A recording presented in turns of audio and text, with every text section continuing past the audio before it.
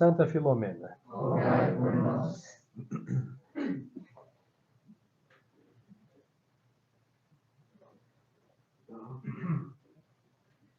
Continuação do Santo Evangelho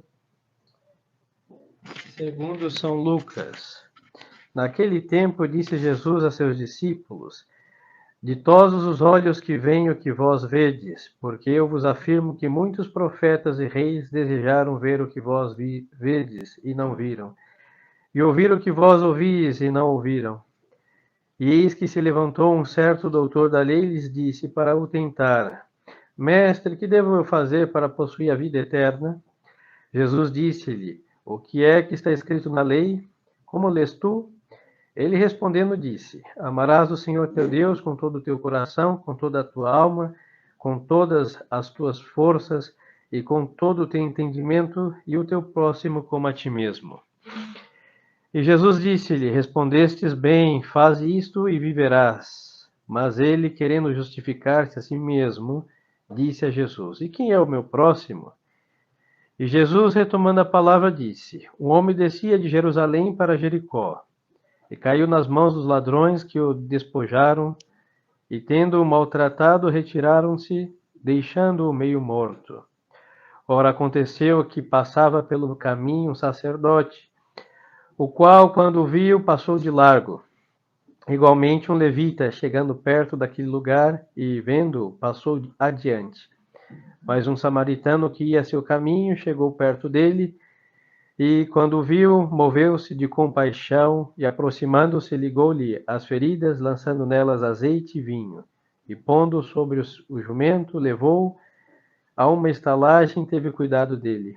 E no dia seguinte tirou 2 dinheiros e deu-os ao estalajadeiro e disse-lhe: Tem cuidado dele, quanto gastares a mais, eu lhe darei quando voltar.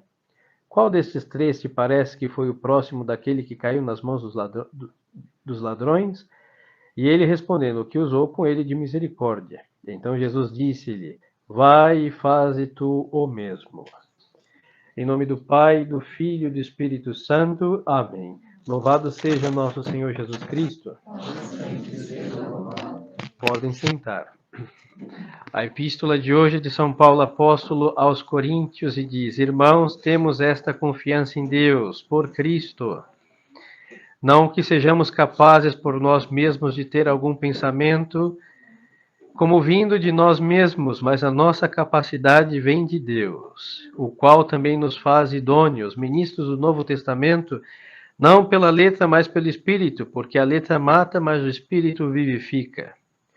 Ora, se o ministério da carne, gravado com letras sobre pedras, foi acompanhado de tal glória, que os filhos de Israel não podiam olhar para o rosto de Moisés, por causa do esplendor transitório do seu semblante, como não será de maior glória o ministério do Espírito?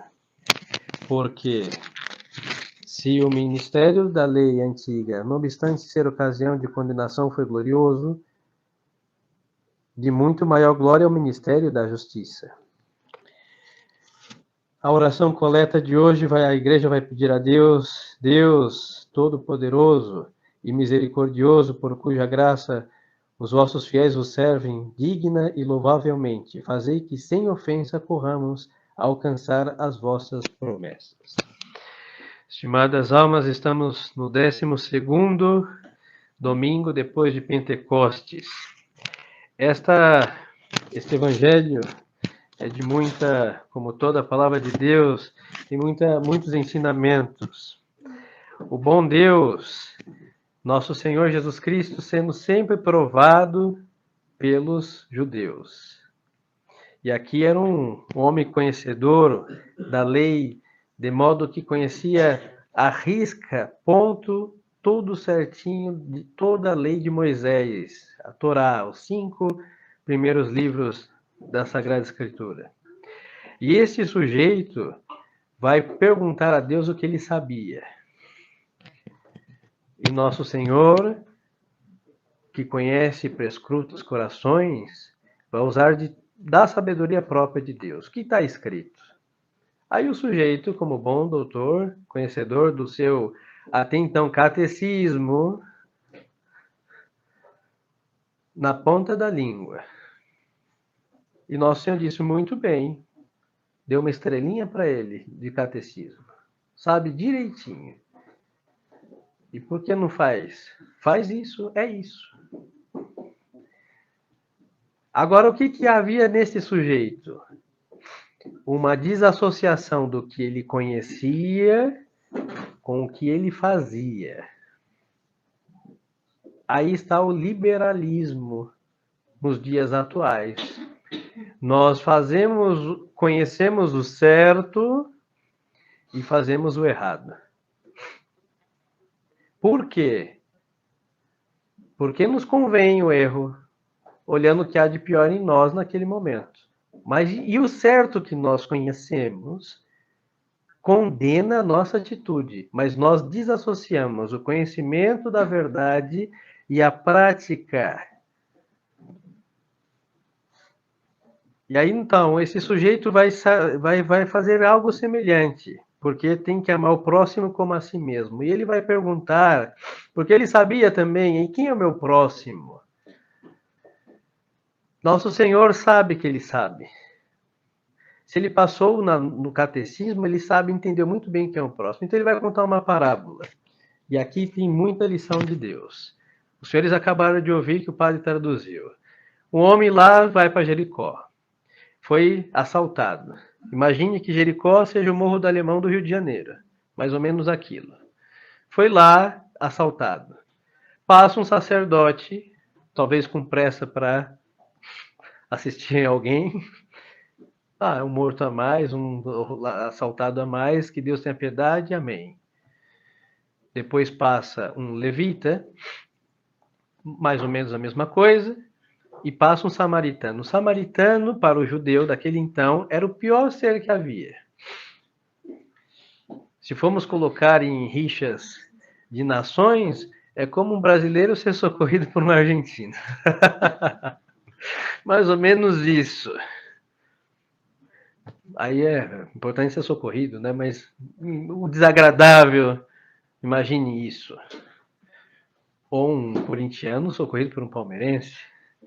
É complicado. Algo desse nível. Mas era uma questão religiosa, divergências. E aquele homem vai parar, vai curar as feridas, vai levar para um hotelzinho, vai pagar o gasto do dia e o que for necessário vai vir depois de pagar. Quem foi mais próximo a dizer Nosso Senhor? Obviamente este. Nosso Senhor então está mostrando para aquele que o estava tentando que ele não queria praticar porque ele não queria, mas ele sabia. Porque ele acertou tanto na prova de catecismo, da lei, como na prova de saber quem é o meu próximo. Passou, ele sabia. Senhores, este mal é o mal que nos leva para a condenação. Porque a doutrina não é uma teoria que ficará ou deve ficar só no conhecimento. Nosso Senhor nos salva pelas boas obras. Nós não somos luteranos. Graças a Deus. Para eles não crer no Senhor Jesus e será salvo, amém e tchau. Nós não. Sabe por quê? Como diz São Tiago, o diabo crê também. Treme, diz o apóstolo, mas as obras dele são de iniquidade. Não tem jeito.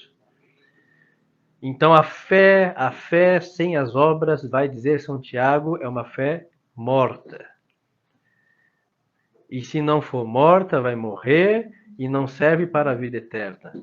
Nosso Senhor não quer somente meros conhecedores da verdade. Então aqui com o próximo mais próximo, somos nós mesmos. Por isso Nosso Senhor disse, amar o próximo como a si. O que temos mais próximo de nós somos nós. Se esse sujeito, com toda a doutrina, voltando ao Evangelho, não sabia quem era o próximo, obviamente ele não sabia, porque ele não amava a si mesmo. Ele conheceu a lei por conhecer a lei. Ele não amou a sua alma e não sabia quem era o que estava mais próximo dele. Ele não sabia, não. Ele sabia, mas não queria saber, porque não lhe convinha. Porque para ele ser misericordioso e caridoso com o outro, ele tinha que começar sendo consigo. E a caridade conosco começa quando nós vamos trabalhar para a nossa própria salvação. Não é egoísmo isso. Não adianta eu salvar o mundo inteiro e perder a minha própria e única alma. Sabendo disso, o fariseu, o mestre da lei, então ele ensinava. Na hora da prática da lei, propriamente, ele se excusava, aparentemente não sabia, mas era um auto-engano. Ele se sabotava. E depois ele não enxergava o próximo que estava a 2 palmos de distância, porque ele não enxergava aquele que estava dentro dele mesmo, que se chama eu mesmo. Então, senhores, aqui está o segredo, que não é nada antigo. O homem tenta se desculpar daquilo que ele não quer fazer.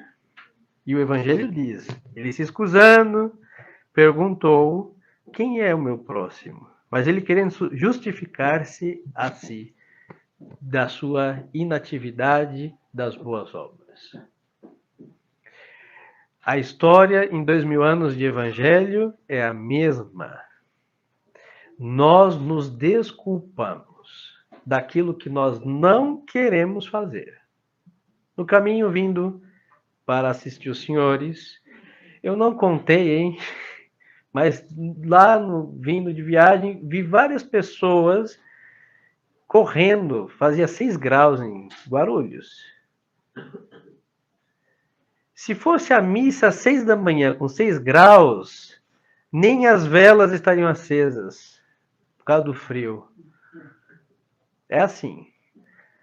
Agora, para correr, seja pela saúde, pela vaidade, pelo que quiserem, mas quiseram correr, 6 graus não os mantiveram baixo cobertor quentinho, agradável, tomando um cafezinho, assistindo qualquer coisa. Não, porque eles queriam e fizeram isso. Ninguém segurou. Não foram 2, 3, foram vários. Até chegar por aqui também vi gente correndo. Isso chama uma boa obra. Para quê? Para a saúde, para o esporte, o que quiserem. Mas a boa obra da salvação, se tivesse assistido missa, o que diriam? Padre, faz frio. Desculpa. Não é melhor dizer eu não quero ir à missa? É um pecado, hein? Mas é sincero. Não vou porque eu não quero. Perfeito. Que Deus tenha piedade de sua alma. Eu vou porque eu não posso. Claro que pode. Quem pode correr no frio, pode ir à igreja correndo, se quiser. Vai chegar quentinho e vai assistir a sua Santa Missa e salvar a sua alma. Nos desculpamos. É o caso deste infeliz que tenta a Deus dizendo que não sabe quem é o próximo. Vamos rezar. Não peço que rezem muitas coisas. Qual a desculpa que sempre ouvimos? Padre, eu não tive tempo para rezar. Eu vou lhes dizer quem vai dizer que o tempo teve. Vão no celular, lá tem um lugarzinho que diz o tempo de uso. Cliquem ali e verão que este infeliz objeto vampirizou o tempo de um rosário, de uma leitura espiritual, de uma meditação, e eu vou parar por aí. Também de cuidar da casa e de fazer as outras coisas que não fizeram, mesmo tendo a lavadora, que para muitos é bendita. Ele vai dizer para os senhores. E o que nós dizemos? Não temos tempo. Mentira. Temos tempo sim, mas nós não queremos rezar. Esta é a verdade. Sejamos sinceros conosco, porque só assim vamos ser sinceros com Deus e com o nosso próximo. Este homem não era caridoso, repito, insisto, porque ele não tinha caridade consigo. Ele não amava a sua alma. Por isso ele não queria amar o próximo. Ele não socorria a sua alma cheia de feridas, igual a parábola que Nosso Senhor está contando. É a alma dele que Nosso Senhor está vendo. Olha, você foi salteado. O templo não te curou. A observância dos ritos de Moisés não te curou. E Nosso Senhor foi chamado de quê? Pelos judeus, de samaritano. Nosso Senhor foi chamado, parece um samaritano, como querendo insultar a Nosso Senhor, e parece que sois possesso por um demônio. E nessa parábola, Nosso Senhor está dizendo, ó, o sacerdote do templo não te curou, o rito de Moisés não te curou, e não me chama de samaritano, eu estou aqui e quero curar a tua alma. E vai curar, porque vai mostrar que quem é o próximo é Ele, é Deus que é mais próximo da gente. E se nós não temos tempo para Deus, nós não vamos ter tempo para nós, e não vamos ter tempo para ninguém, e vamos gastar todo o nosso tempo para o diabo. Uma eternidade inteira num lugar com alguém que nos odeia, infernizando sem remédio. Esta é a conclusão de quem não tem tempo para Deus. Então, senhores, diante desse evangelho, temos que depor da nossa alma esta ignorância chamada culpável, que nós queremos ignorar certas coisas porque sabemos que conhecendo-as vamos ter que mudar. Essa ignorância diante de Deus é pecado. Porque dizem com verdade, quem não conhece não peca. É verdade, sim. Porque para o conhecimento do pecado tem que ter o conhecimento. Para cometer um pecado tem que ter o conhecimento dele. Mas quando eu não quero conhecer a verdade, porque eu sei que tem coisas que não observadas se tornam pecado, é uma ignorância culpável, e não saber isso é pecado já, por si só. E aí vai fazer com que a alma tente se desculpar diante de Deus, dizendo que eu não sei quem é o meu próximo. E é um doutor da lei, que não sabe quem é o próximo dele. É um católico que diz que não tem tempo para rezar. Padre, eu tenho 6, 10, 8 filhos. Sim, minha avó também teve e rezava. Mas ela não tinha celular. Simples. Ela não ficava reclamando com a vizinha, da vida dela e dos outros, numa conversa de 2 horas. Por isso ela tinha tempo de rezar o rosário dela. E não ficava na casa dos outros, falando mal dos outros tampouco, né? Eram os pecados da época. Hoje se fala pelo celular, antes você tinha que ir à casa dos outros. Simples, e tinha tempo. Porque desde que Deus criou, o dia tem 24 horas. Nunca teve mais, nunca teve menos. Sempre foi assim e será até a consumação dos séculos. Então, senhores, essa ignorância culpável faz com que tenhamos uma malícia muito grave e, por outro lado, muito sutil. É de achar ou pensar que Deus pede coisas que nós não podemos fazer. Se assim for, seria injusto Deus, e não é. Que a igreja é demasiadamente exigente, que nós não podemos fazer tudo isso que ela manda. Claro que podemos. Se depormos nossa covardia, nossa estupidez de espírito, nossa ignorância culpável, nossa falta de confiança em Deus, aí tudo, deposto estas mazelas, tudo flui e tudo é possível. Só removendo este obstáculo. Agora, essas coisas pioraram nos tempos atuais, que é o que o padre mencionava e agora vem a realçar, é o liberalismo na nossa conduta.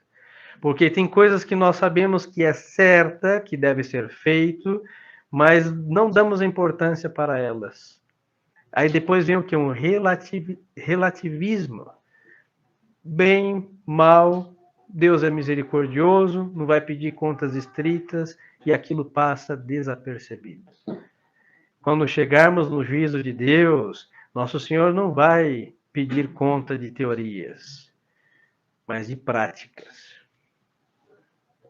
Por isso, temos que ter presente as boas obras.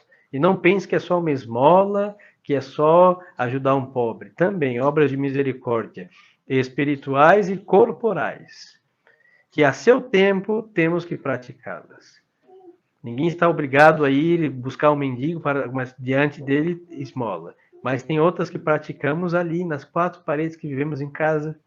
A nossa oração, rogar a Deus por vivos e defuntos. Ali, em casa, rezando pelos nossos. E temos tempo para Deus. E se não houver, senhores, nós vamos voltar à barbárie. É o que nós vemos neste mundo. O ser humano está voltado no animal, irracional praticamente, porque o único que civiliza o homem e o mantém o homem reto é Deus. E a igreja foi a mestra da civilização. O que ela fez? Nos ensinou a rezar, nos ensinou a tudo. E sempre nesta presença de Deus que dominamos a nossa animalidade. E aí sabemos tratar o próximo como convém, cada um na hierarquia de importância e proximidade segundo a caridade. Então, remover Deus e se desculpar que não tem tempo e nem sabe que é um próximo, fará com que voltemos a ser bárbaros, como os nossos lá bem longe foram. Então, senhores, este evangelho é a cura de muitas desgraças modernas. Resumindo e concluindo, com Deus, conhecendo a verdade como este sujeito do evangelho, nós temos que ir à prática do que nós conhecemos. Aí temos garantizada com a graça de Deus a nossa salvação eterna. Agora, quando nos desculpamos, nós vamos inclusive perder o que nós conhecemos e não praticamos. Aí a história de todos os apóstolos. Isso daqui é tão grave, e com isso concluo, que os hebreus eram tanta teoria, que quando eles viram o cumprimento de todas as profecias em Jesus Cristo, eles não quiseram enxergar. E eles hoje, nem o judaísmo daquele então tem hoje. O que vemos que se diz hebreu é uma reconstrução de uma coisa que, se trouxéssemos aqui Nicodemos e fosse a sinagoga, ele ia dizer, olha, eu realmente nem sei quem é essa gente. No vestir, nem no falar e nem no crer. Não é. Por causa do liberalismo, das ideias desassociadas com a prática. Porque se fosse um verdadeiro amante da doutrina, da lei de Moisés, ele saberia que estava falando ali com o próprio Filho de Deus. Então, senhores, é outra consequência. Quem anda de teoria em teoria sem prática não vai enxergar a verdade eterna que tem teoria nos seus raciocínios, mas não tem prática em sua conduta. Por isso não vai para o céu. Então, este é o espírito católico. O Deus que eu entendo, que eu conheço melhor pela fé, é o Deus que eu também obedeço pelas virtudes morais. Boas obras. Então, peçamos a Nosso Senhor esta graça de corrigir, porque nesse mundo, repito, insisto e concluo, todos estamos sequelados com isso. Uns fazem muitas obras sem conhecer, a ignorância é um mal. Nosso Senhor diz, conhecereis a verdade vos libertará. Temos que conhecer a doutrina. E outros não, conhecem muito, muito bem a doutrina, mas não levam à prática. E não serve nenhum e nem outro. Temos que conhecer e obrar em consequência com o conhecimento da verdade que nós temos pela nossa fé. Louvado seja nosso Senhor Jesus Cristo.